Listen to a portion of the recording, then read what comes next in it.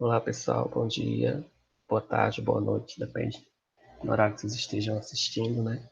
Então, hoje a gente vai retomar aquela discussão inicial sobre a introdução à patologia, vendo os principais conceitos da patologia, também analisando a parte do histórico da patologia, como também as suas áreas de atuação, sempre indo de encontro aí às áreas da enfermagem que a patologia ela possa se encaixar.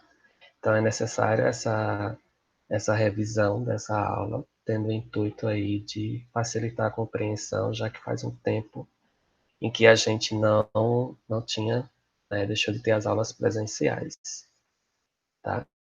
Então, assim, de forma geral, para a gente, nossa aula, é importante a gente frisar, a princípio, o que é que vem a ser a patologia. A patologia, como definição, a gente já tinha discutido, né, que ela vai além do estudo propriamente dito da doença. Ela tanto vai além como ela também se antecipa ao que vem a ser unicamente o estudo da doença. Então, ela é algo mais significativo, mais minucioso, digamos assim. Então, como é que a gente pode definir esse conceito de patologia? Etimologicamente, dividindo a palavra, né, a gente tem patos, que significa justamente a doença, o sofrimento, e logos é um termo, né, um sufixo aí que se designa a justamente se referir ao estudo de alguma coisa. Então, esse estudo ele pode ser em forma de estudo científico ou de forma doutrinal, né, que seria justamente para poder dividir aí essa ciência em tópicos. Então, a partir dessa etimologia, a gente tem que seria a ciência que estuda a doença propriamente dita. Mas a gente vê que no conceito científico da palavra patologia, da ciência como um todo, na verdade, a gente vê que vai antes propriamente da função, do estabelecimento da doença. Como é que a gente pode atribuir isso como prévia, né, do estudo da doença? Seriam tudo que acontece a nível estrutural, a nível bioquímico e a nível funcional, tanto a nível celular, então a gente já tem a patologia sendo responsável por analisar essas alterações, essas modificações metabólicas, bioquímicas e também da sua funcionalidade a nível de célula, partindo até a questão dos órgãos.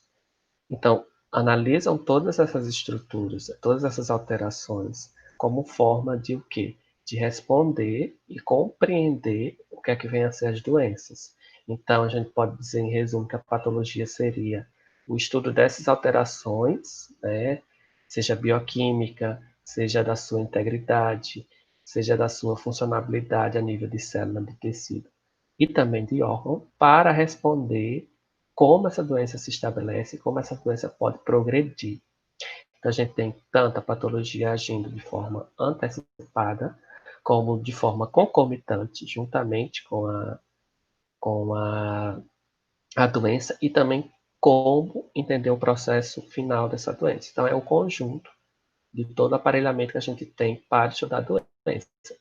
Então, não se limita apenas a ver a doença já estabelecida, mas tanto a prévia como também a posteriori, né? Como a doença se estabelece depois. E o mais interessante, a gente pode dizer que a gente pode compreender o que acontece a nível minucioso dessas alterações.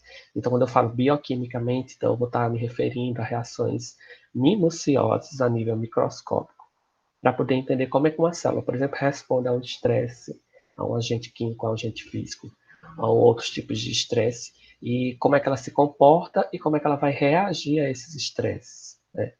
E será que vai haver alteração bioquímica de alguma via, por exemplo, a via glicolítica, que é uma via mais conhecida? Será que vai haver alteração nessa via? Então, a partir da alteração dessa via, será que vai ter problemas na estrutura dessa célula? E, consequentemente, será que essa célula vai funcionar corretamente?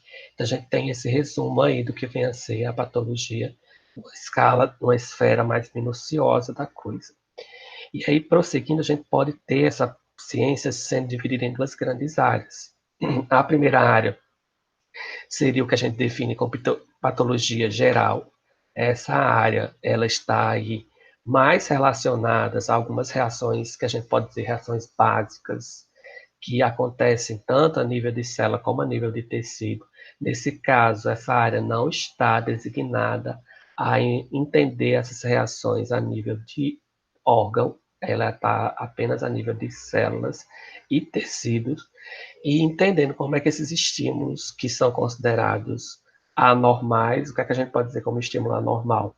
Por exemplo, radiação UV, que é rotineiramente normal para a gente está submetido a isso, mas para que a célula não é algo normal, acaba sendo algo anormal. E aí, a partir da frequência, da quantidade, da permanência desse estímulo, a gente pode dizer que pode ou não provocar uma doença. Então, qual a área da patologia que vai se identificar, que vai ter como objetivo analisar especificamente essas alterações provocadas por esses estímulos anormais nas células no tecido? A gente considera como patologia geral. Quando eu quero se especializar, né, a gente entra num caminho da patologia considerada patologia especial. Nesse caso, a patologia especial, ela vai aí compreender como acontece as respostas de forma mais específica a nível de órgãos, né? E também de tecidos. A gente vê que as duas áreas também são focadas no tecido. O diferencial dessa patologia especial é que ela vai compreender o que acontece a nível de órgãos. E aí a gente tem outra diferença também, que esses estímulos eles acabam sendo mais definidos, mais bem compreendidos. Então, a gente tem que ver outro princípio também, porque quando a gente fala em órgão, a gente já tem aí um conjunto de células organizadas em tecidos que estão funcionando a nível de sistema. Então, como é que esse sistema ele vai reagir a um estímulo que ele pode ser mais ou menos definido, né? Então, para ficar mais claro, quando eu tenho, por exemplo, o que acontece a nível de sistema gastrointestinal, né, exposto a um tipo de substância tóxica. Então, eu estou definindo algo mais especializado. Né? Quando eu falo o que acontece a nível de célula provocado por uma substância tóxica, eu não estou definindo nem o órgão e muito menos o tecido. Então, aí acaba não sendo especial, acaba sendo geral. Tá? Aí a gente tem uma ilustração mostrando aí a organização das células que elas juntas, elas podem ser subdivididas em tipos diferentes. A gente está vendo aí no esquema, mostrando, por exemplo, células nervosas, células adiposas. E é o conjunto dessas células, células musculares, e o conjunto dessas células, elas vão formar tecidos, que esses tecidos vão formar os órgãos, e acabam sendo especializados. Por exemplo, pode-se ter uma área, para ficar mais claro ainda, da patologia especial, quando eu vejo as interferências de estímulos químicos, estímulos físicos, agentes nocivos sobre o sistema nervoso. Então, já estou saindo da patologia geral, estou entrando numa forma mais especializada da patologia, que a gente considera como patologia especial. Tá? E vejam, é interessante a gente entender as áreas em que atua a patologia. Então, além dessas duas subdivisões da patologia geral e a especial, a gente tem as áreas, que geralmente essas áreas vão repercutir aí justamente como sistematizar o estudo dentro da patologia. Então, a gente tem a etiologia, que a etiologia ela vai ter como foco aí justamente compreender o que gera, né? O que causa, na verdade, essas patologias, né? E aí pode ser determinados, por exemplo, tanto fatores propriamente do organismo, a gente chama fatores intrínsecos, que são, digamos assim, próprios do sistema, ou podem ser externos ou adquiridos, né? Por exemplo, quando você está submetido a algum tipo de parasita.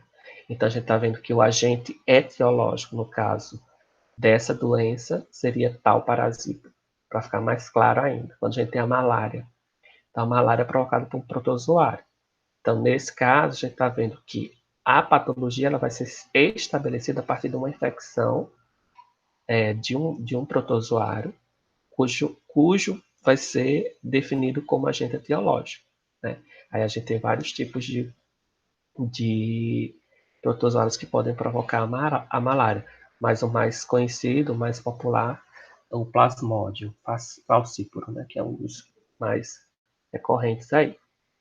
A outra área seria a patogenia, né?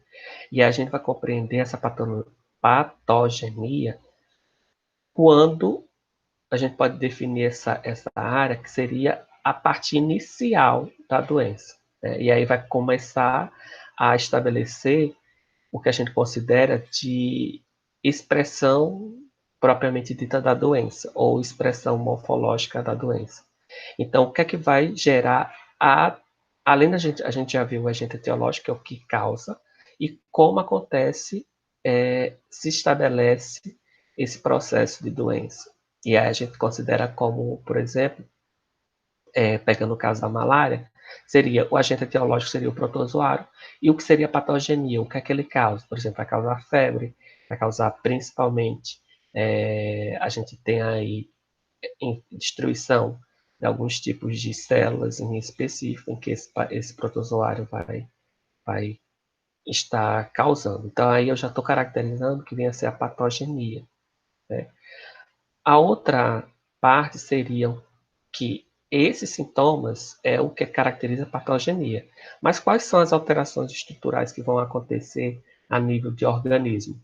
Então, eu posso dizer, por exemplo, que pegando a malária como exemplo, o agente etiológico seria o protozoário, a patogenia seria febres e principalmente calafrios, né? E aí a gente tem as alterações morfológicas que seriam a destruição das hemácias, por exemplo, e destruição de outras células também do sistema cardiovascular. E a fisiopatologia é compreender como vai haver essa integridade, como esses sintomas, como essas alterações, ela vai afetar os sistemas.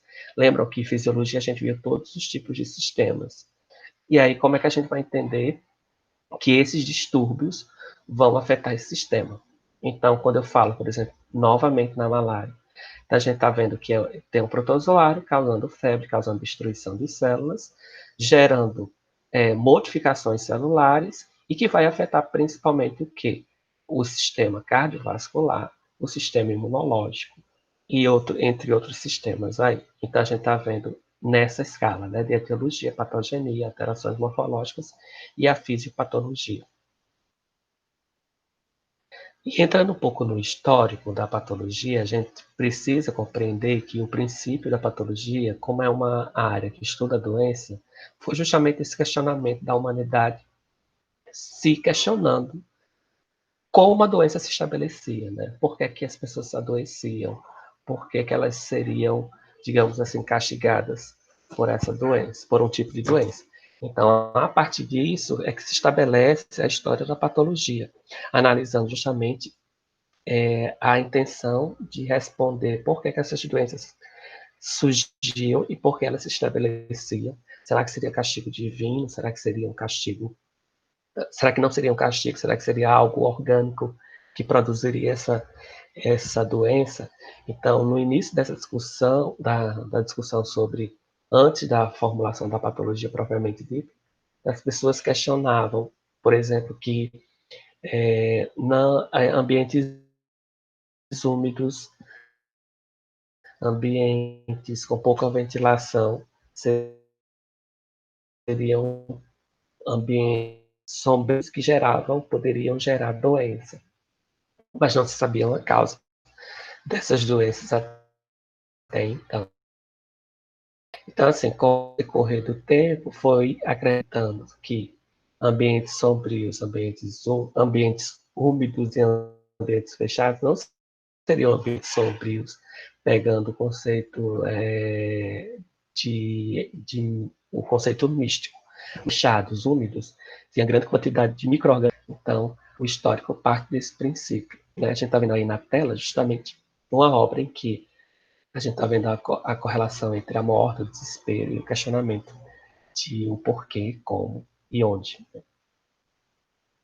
E aí a gente tem uma relação direta também de que, a partir do momento que se estudava as doenças, a humanidade estudava as doenças, procuravam formas de explicar a justificativa da doença.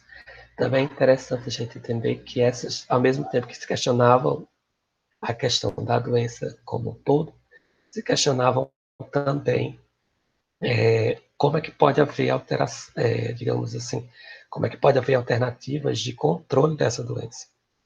Uma das alternativas assim, que foi ultimamente, que foi historicamente estabelecida, foi justamente a utilização do místico, que seria o lado religioso, usando plantas no intuito de curar essas doenças, que a gente tem essa relação hoje ainda acontecendo. Seria a questão do benzimento, né? Então, hoje se sabe que essas ervas, desculpa, ela tem, a grande maioria das ervas utilizadas pelos rezadores, elas têm potenciais medicinais muito fortes. Então, a partir da unção, digamos assim, e do toque, do contato com essas ervas, essas plantas, elas acabariam eliminando substâncias voláteis, gasosas, que entrariam em contato com o organismo e, consequentemente, acabariam tendo esse papel, seja antibacteriano, antiviral, ou também dermatológico, né? Então, tendo essas potencialidades aí, acabando curando o indivíduo, o organismo. E aí a gente tem as fases clássicas da patologia dentro do seu histórico. Essas fases elas foram estabelecidas a partir de 3 critérios. O primeiro critério seria o estado da doença, o tempo em que essa doença está acontecendo e o pensamento filosófico da época, né? Então, é totalmente compreensível que nas primeiras civilizações a humanidade buscava essa correlação direta entre doença e questão de castigo divino, né? E também analisando também que nessa perspectiva histórica a gente tem que ver que cada fase ela vai ser intrinsecamente relacionada com essa questão histórica. Por quê? Porque a gente está vendo que a cada época existe uma corrente filosófica muito forte, né? E ideológica também, ligada justamente para compreender como essas fases se estabeleceram. Então a gente tem a primeira fase, que é conhecida como a fase humoral. Ela começou na Idade Antiga e foi até o final da Idade Média. E, nesse caso, a doença era explicada justamente pela questão do humor, né, da variação de humor. Então, se alguém estava, digamos assim, chateado, ou se a pessoa estava muito triste, no caso da depressão, a depressão era justificava como um desequilíbrio no humor e que até então gerava assim, um quadro patológico que seria decorrente do processo de depressão, né? Então, essa geração da doença era explicada justamente por esse desequilíbrio que existia entre esses humores, né? E é interessante a gente frisar também que era muito correlacionado com a questão de água do sangue, né? E que essa variação ela poderia justificar uma doença. Já no século XV, a partir do século XV, a patologia ela sai dessa esfera de meio abstrata, meio, digamos assim, religiosa, para explicar essa variação da doença, e ela entra numa fase mais, digamos assim, empírica, mais exata, né? Seria o início de uma era mais científica da patologia. Então, a gente considera essa fase como uma fase orgânica.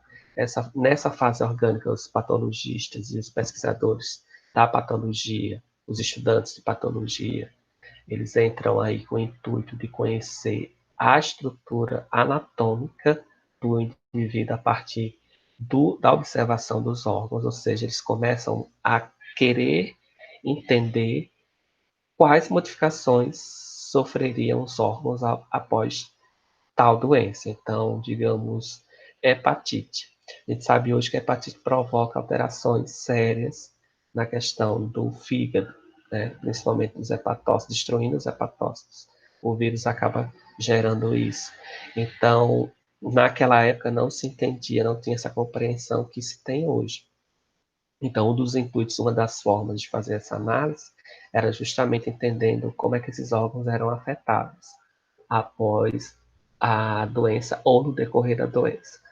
Então, tem até aqui a ilustração da série, que eu até comentei com vocês anteriormente, mostrando que os que eram considerados como psicopatas, né?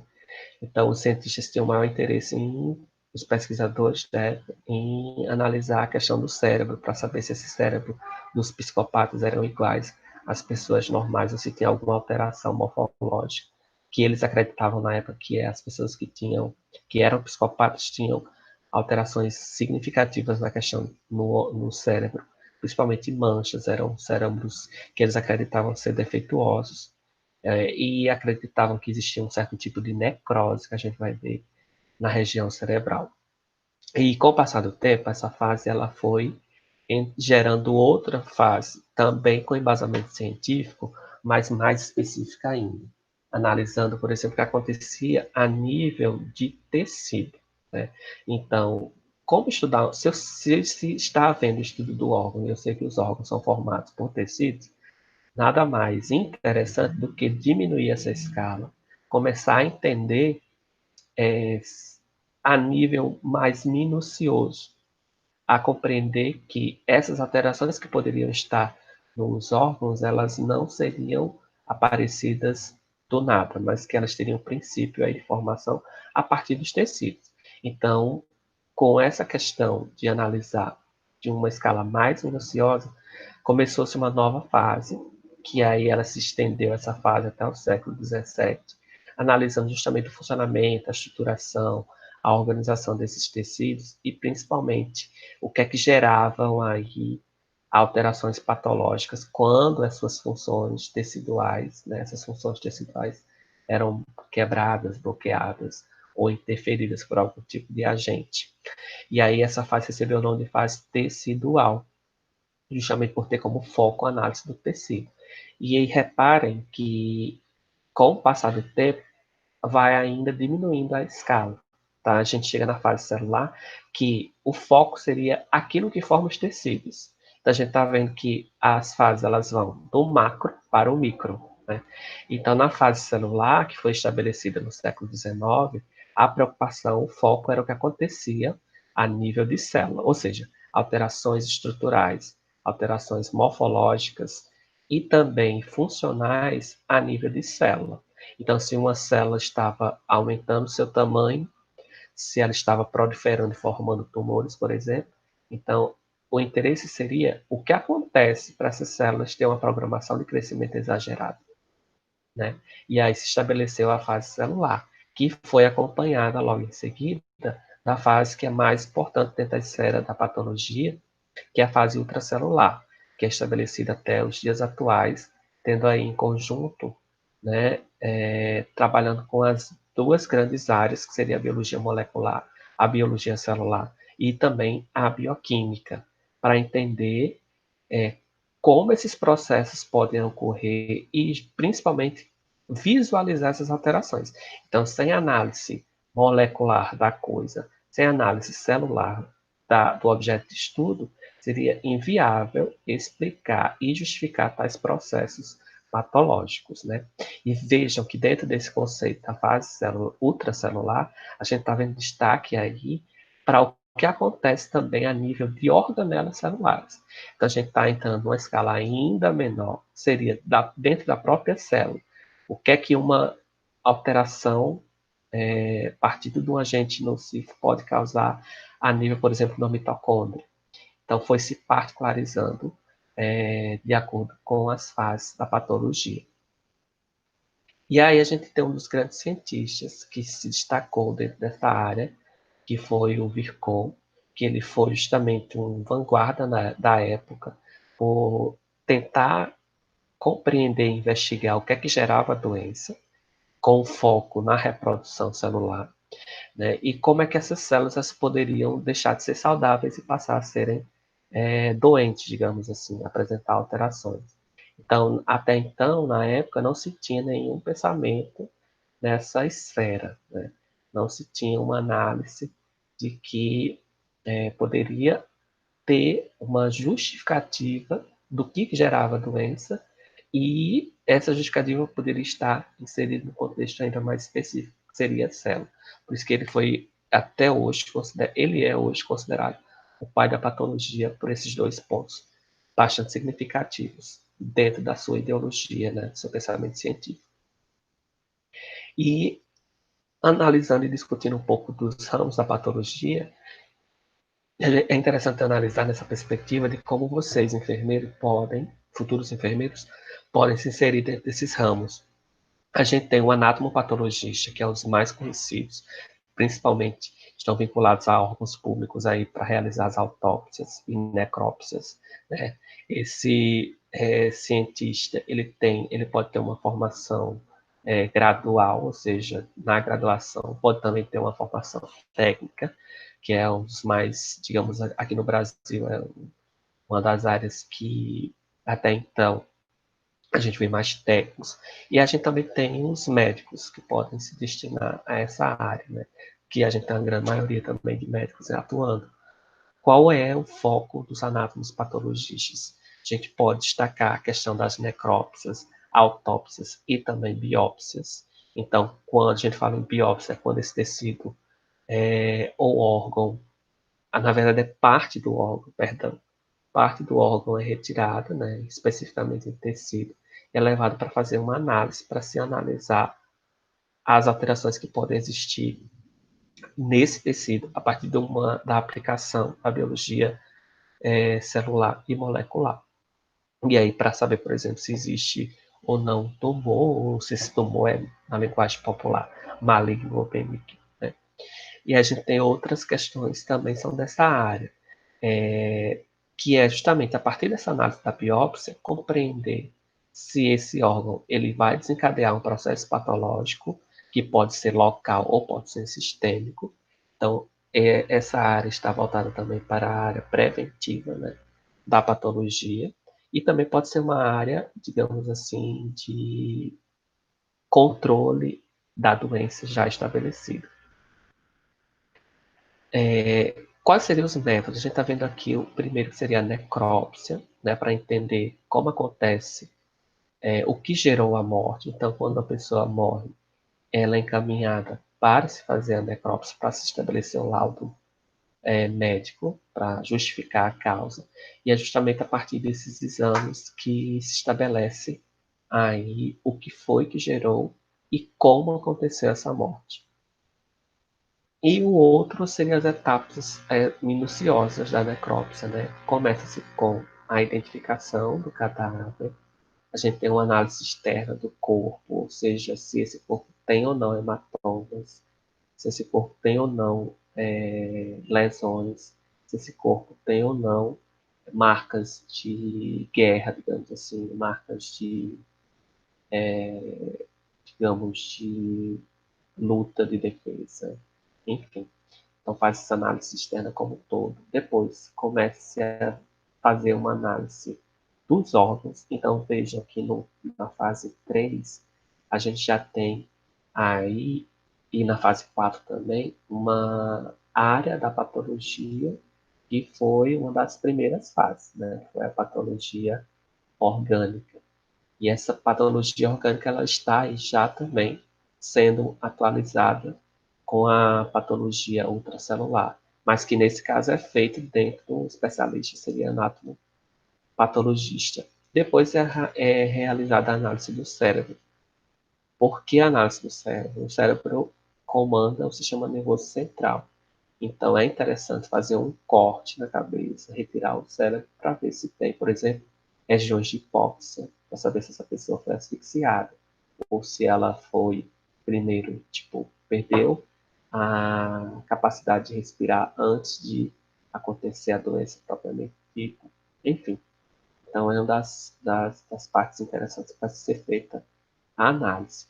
Depois, esses órgãos são reinseridos no corpo, é feita a emissão do laudo, encaminhado para o sepultamento, né? Já o clínico, ele tem uma função mais especializada a nível laboratorial. Então ele pode pegar um passo subsequente do anátomo. Então ele pode pegar, por exemplo, uma biópsia e ele começa a fazer testes mais minuciosos dessa biópsia. Então na biópsia a gente pode ver só se tem ou não alteração celular. E no patologista clínico ele vai entender quais são essas alterações celulares, o que gerou essas alterações celulares.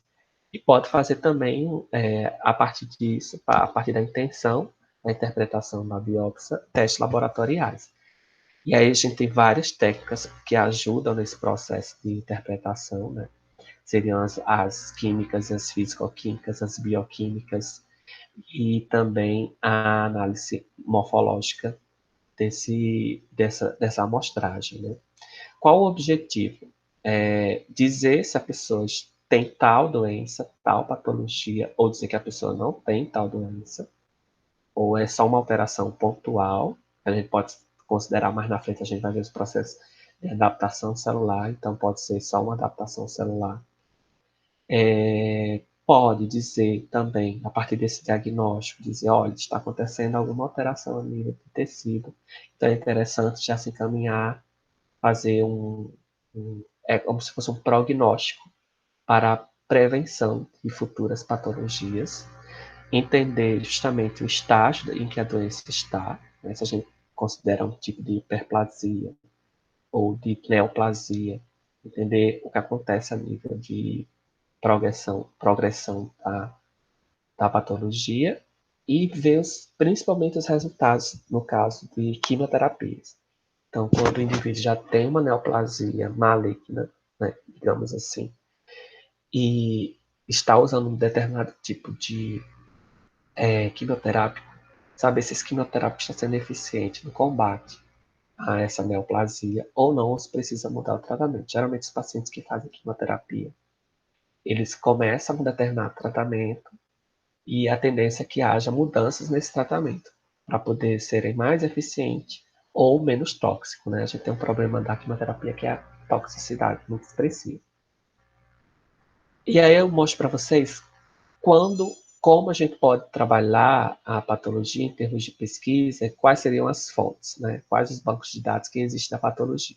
A gente tem vários bancos de dados especificamente brasileiros que podem ser acessados aí a partir da plataforma Cielo, é uma das plataformas da América Latina, e a gente tem alguns destaques aqui de material científico do Brasil.